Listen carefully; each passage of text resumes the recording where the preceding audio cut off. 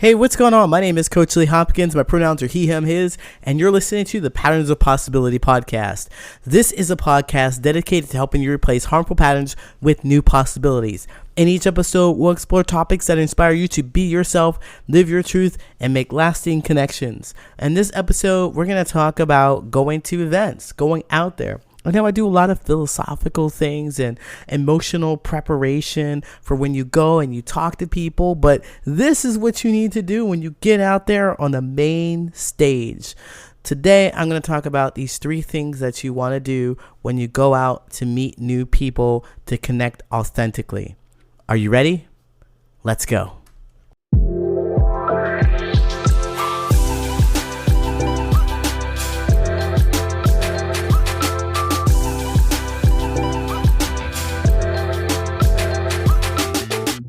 So I'm so glad that you're here for this episode because I know I talk a lot about the philosophical things or the emotional piece of what you need to do to show up in relationships, but I want to give you some practical input, practical advice that you can just apply right away.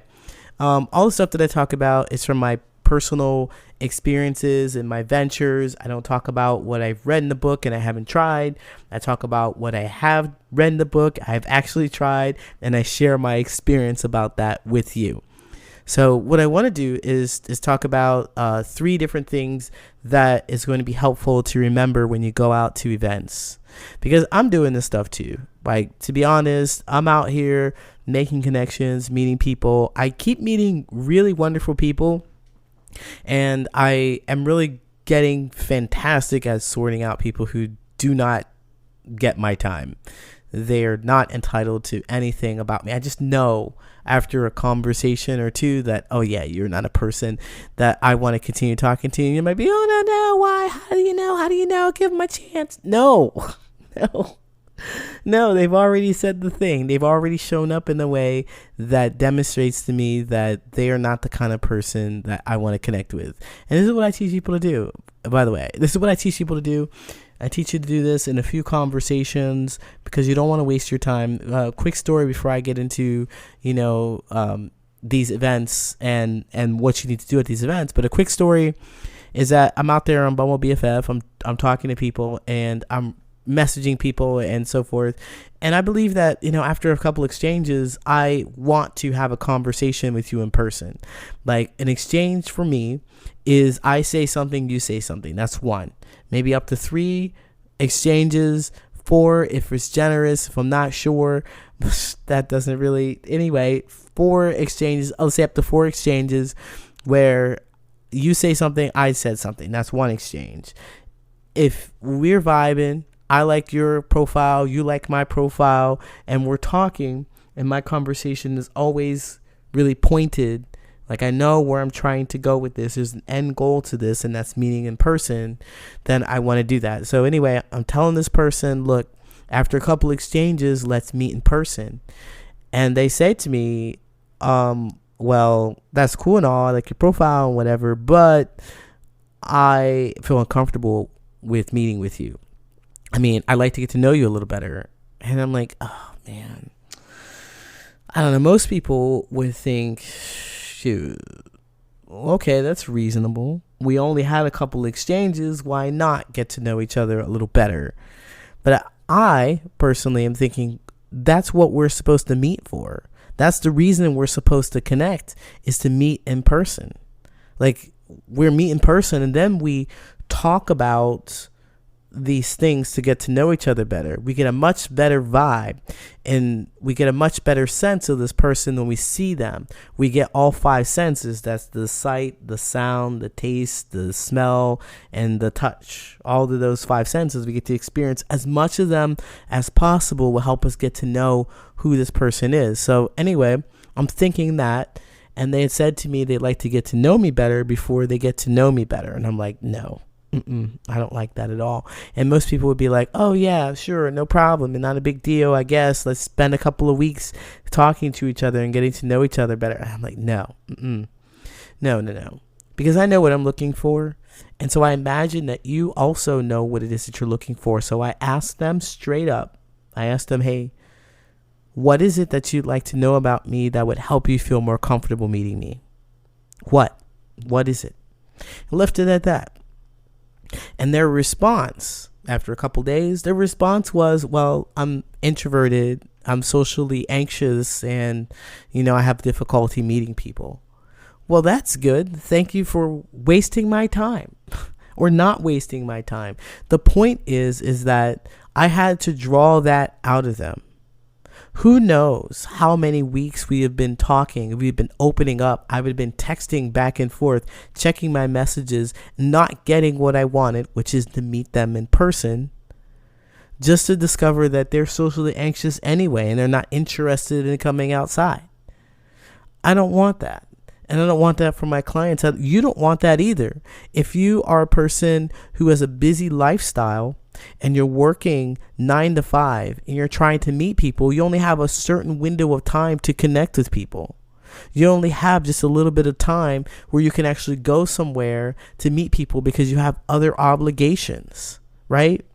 You don't want to spend this time meeting somebody or talking to somebody online, texting them, spending weeks, and then finally recognizing that, well, they're not interested in coming outside anyway.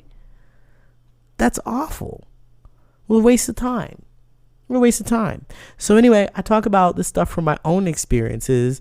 And by the way, if you ever run into somebody who says, I'd like to get to know you a little better, you ask them. Take this with you. You ask them, what would you like to know about me that would help you feel more comfortable with me? What would you like to know? Because most people don't know. They're just like, I just won't want to meet you in person. I just don't want to go through the effort. Well, don't go through the effort. Let me go find somebody who is interested in doing that. Stop talking to me and stop wasting my time. Immediately unmatch. That's how I roll. So with all that said, when you actually do get to meet people, because it takes time and energy and effort to meet people, it does. It takes time, energy, and effort on top of everything else that you've got going on in your life. Don't waste it on somebody who is just not interested or just can't match your energy. So what we want to do here today, as I read on this bit of a tangent, but I think it's relevant to talk about things to remember when you're going to an event. So when you're actually going out to meet people. So you're not meeting people one-on-one. The stuff that I do, that I talk about, and meeting people in person is not one-on-one, but it's going to an event looking to meet people. That's a specific kind of mindset that we're here, right? So the first thing that you want to do if you're going out to meet people is you want to make sure that you're putting yourself in situations that maximize the number of people that you want to meet. The kind of people that share your common interests. So it might be going to a club, and not the kind, not the nightclub kind of a club, but a club with people who are actually talking and exchanging conversation with people. It might be a group, it might be going to a volunteering event, but you want to make sure that you get out and you mingle in environments that you're comfortable with and that you're enthusiastic about. Okay?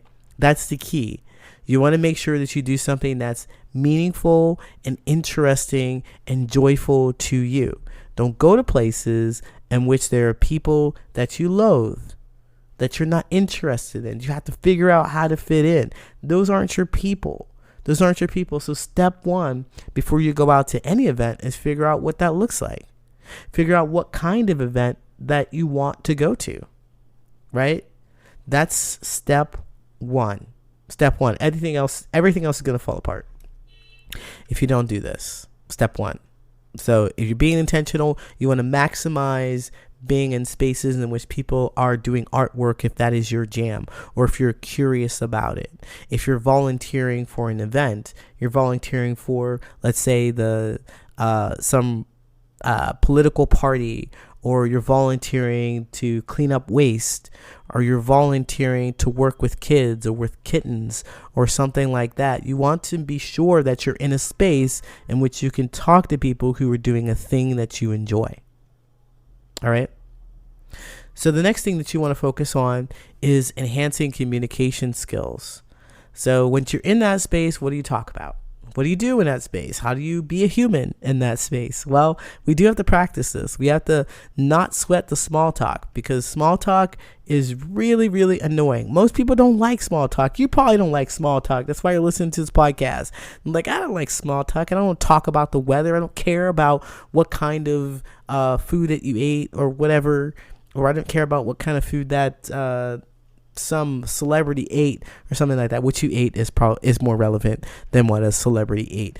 But what celebrities are doing or what other people are doing outside of yourself, that's small talk. It's unimportant. It's not interesting. It's something that you think they want to talk about because you don't know what to talk about. In order to get better with those kind of conversations, of course, if you've not heard my podcast before, you must head to my profile and grab the Meaningful Connections Workbook. It's going to help you out with that specifically. What do you want to talk about? You want to talk about you.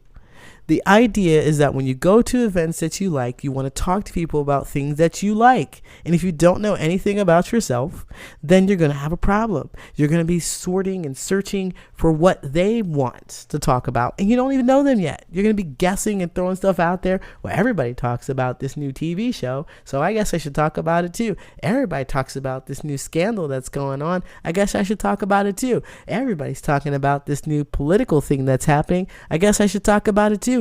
Nobody cares. You don't care, and they don't care. It's not meaningful to you. It's not. So you want to focus on enhancing your communication skills, which means talking about the things that are important and interesting to you. Go get that Meaningful Connections Workbook if you haven't already gotten it. It's absolutely free. So there's no excuse. Just go get it.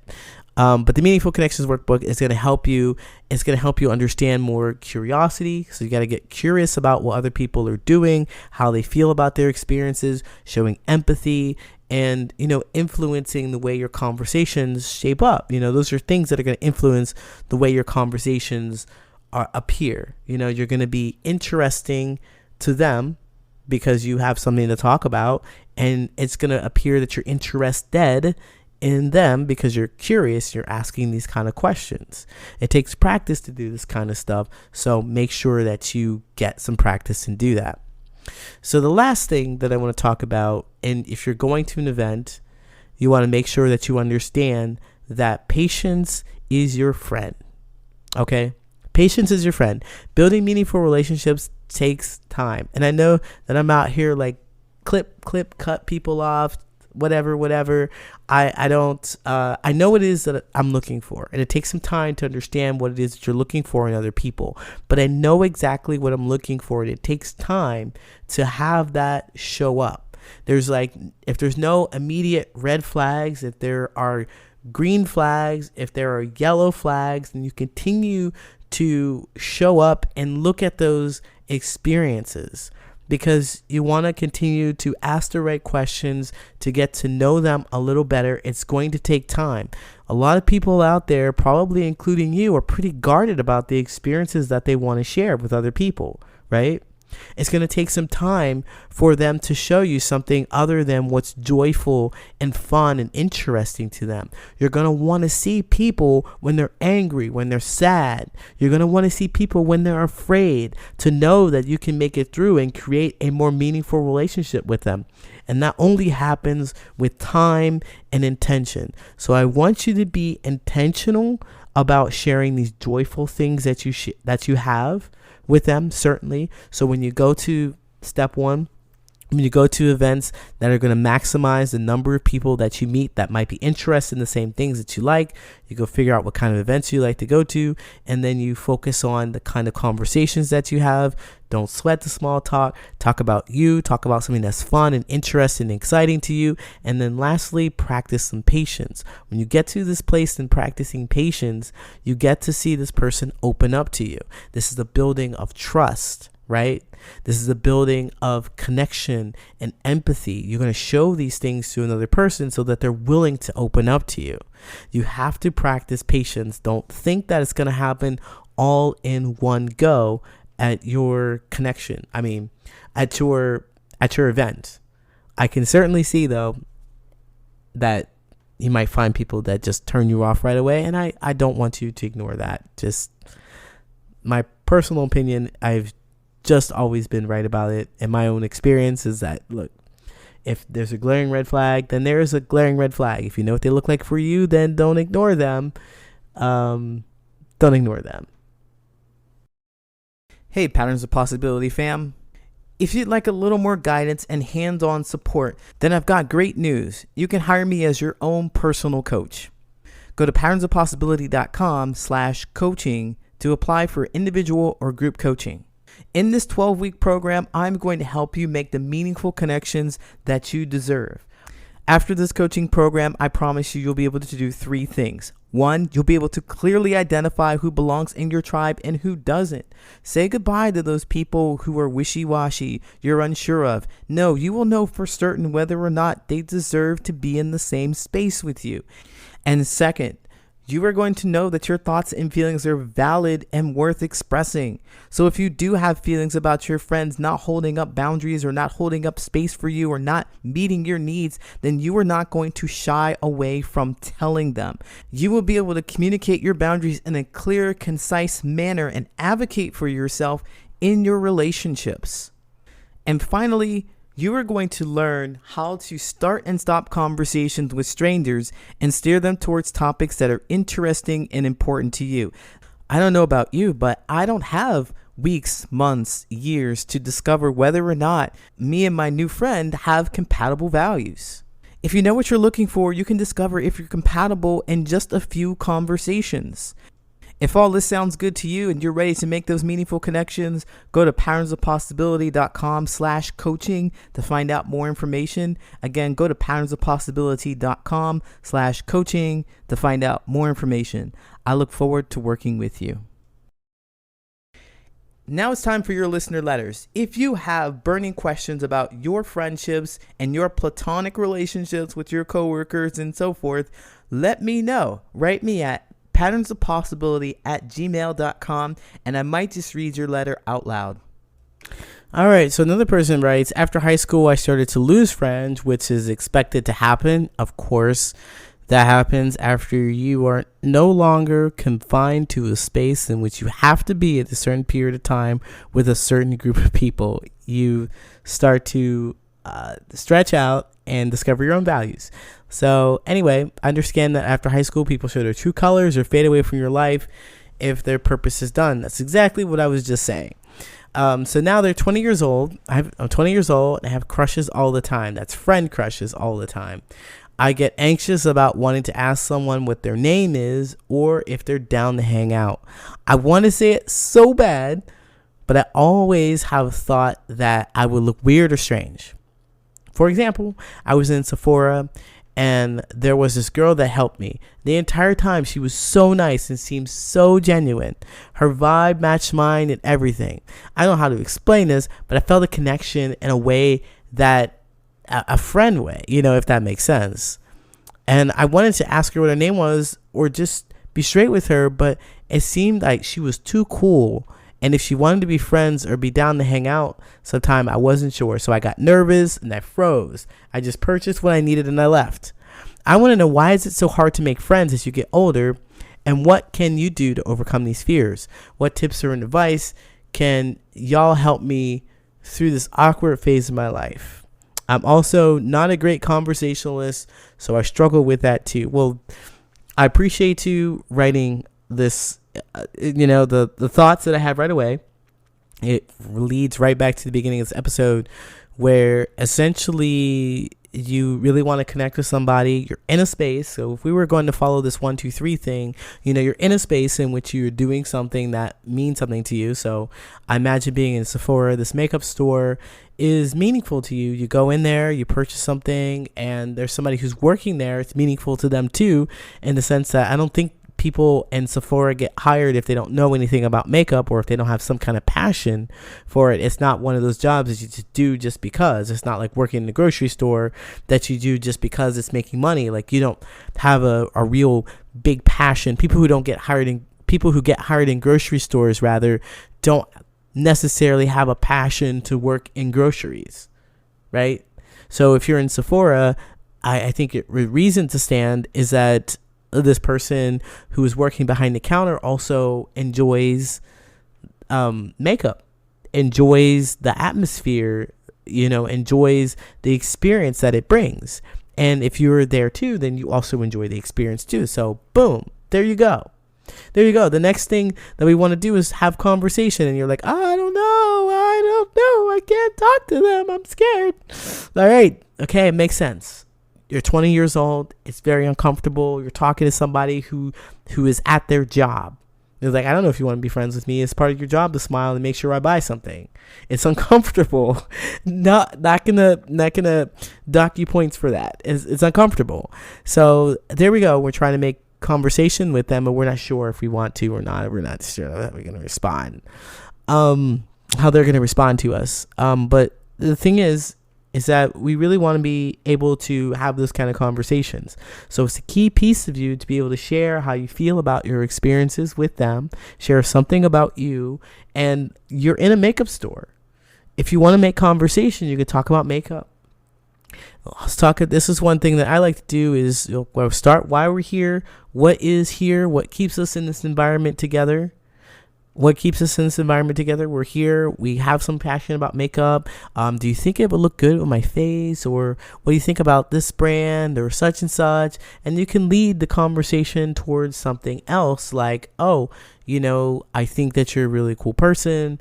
What do you think about this? I really value your opinion. And then you can invite them to hang out with you or do something or to an event. Now, what I like to do is invite people to an event, especially if I meet them in a place like that, where it is their job and I'm having a conversation with them. It is their job. I want to invite them to an event.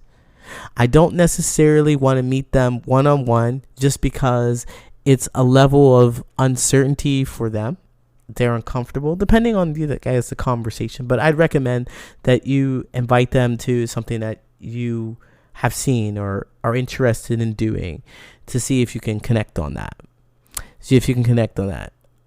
Because exchanging Instagram, I don't think it leads to a really great connection because maybe you won't follow up with each other. Maybe you'll just talk to each other for a minute. You'll like each other's Instagram, but then you won't be intentional about having a conversation. So if you were going to, all this stuff is just coming to me now, but if you were going to exchange Instagram with her, then return to the store to see her in person another time. Return to the store another time, or actually make a conversation. Actually make it a point to talk to them and invite them to do something that is not just you two talking to each other. Like meet at a place. I like the idea of meeting at a place that is a bit of a distraction, that is fun for both you and the other person, so that you can have not so much of the focus beyond what you're talking about and what's interesting to you, but a little bit of I'm comfortable in the space that you also hold together. Because that's kind of what happens around this age when we're like 20, early 20s, maybe even throughout the 20s. But me as a person, like I'm 41 now, and I'm just like, yeah, look, we're going to talk. I don't have time for any other distractions. I don't have anything else going on in my life. I don't have as much time left. So I would like to be intentional about the kind of conversation I have with you. And if you're 20 years old and you're listening to this and you're like, booyah, that's what I want to do, then I all the power to you. But to the person I'm talking to who is 20 and you're really uncomfortable with the kind of conversation, the distraction is the event that you go to will provide a bit of a buffer. It'll provide a bit of a buffer for you to then talk about these things that are meaningful and interesting to you with this person to see if you can connect. And the purpose of you connecting or meeting together, so you met in Sephora and now you have exchanged contact information and now you're going to meet at another event that is not Sephora that you both kind of like or both interested in. The purpose of being in that space together is to understand whether or not they like the same things that you like, if they share the same values. It's not just to googly eyes over them and say, oh, you seem like such a cool person, tell me all about you and your life. Every single step of the way, you were comparing whether or not this person is a person that you really want to be with. Do they share your values? Did they share your goals? Did they share your life experiences? Can they relate to you? Do they have empathy? You're asking yourself all of these questions and you're evaluating them every step of the way. Every step of the way. Because friends aren't just people that you just talk to or just hang out with for the heck of it. They share your values. They share your goals. They empathize with you. They support you when things are difficult. You support them when things are difficult because you can understand what they're going through. You have empathy. All of those things that go into it. So with that said, I want to encourage you to go to places in which there are people doing the things that you like. Talk to them about the things that you enjoy.